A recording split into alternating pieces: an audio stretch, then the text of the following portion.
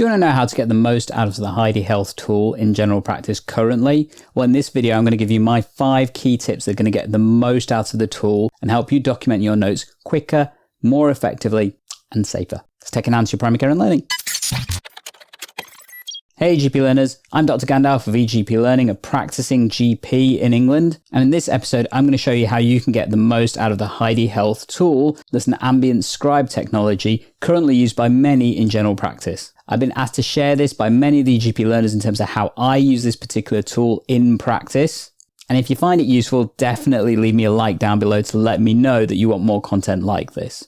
So my first tip is going to be to use my SCRIBE AI acronym in order to make sure that you're using these tools safely and effectively. If you've not come across it, don't worry. That video is going to come up at the end of this one that will show you everything you need to know. But just to remind you that SCRIBE stands for setup, consent, record, interact, buffer, evaluate, amend, and involve. And doing all of those, I can guarantee, regardless of the tool that you're using, but especially with Heidi Health, you will have a safe and effective consultation that you can use for the patients and make their care much more effective. But if you want some tips specifically for using Heidi Health, well, I'm going to show you those right now. Number 1 is taking the absolute use of the template feature that exists in Heidi Health. Now, you can do this by going to the template library section and either creating your own or using those from other users. Now, I appreciate writing your own template can seem a little bit daunting when you look at it. However, I have to admit the Heidi Health team have created a little guide to help you do that as easily as you want. But if you don't want to go through all of that, don't worry. I'm going to show you how you can do that really quickly. You can either import from other users, because there is that feature, or you can sign up with this link down below that will get you my templates for free. Don't have to do anything else. And you can use those for telephone consultations, face-to-face consultations, and clinical meetings as well.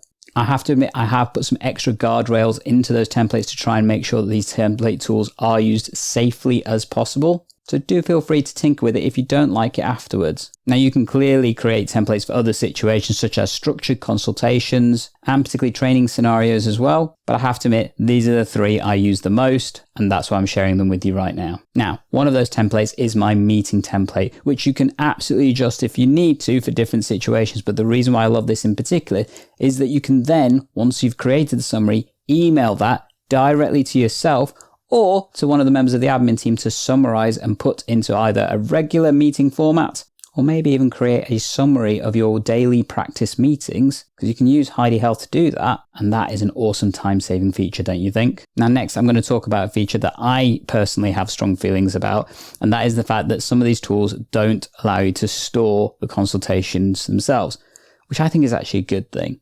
However, it does cause challenges when you then want to refer a patient based on a consultation you've had before. So here's my quick little hint and tip.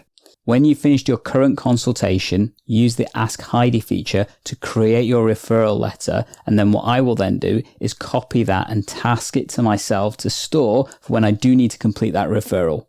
That way it's got all the relevant information for that particular consultation that's involved in the referral. And if there happens to be extra information I know I need to include from the record because that's not there already, then you can use the context feature within Heidi Health to add that information so it incorporates it in that referral for you.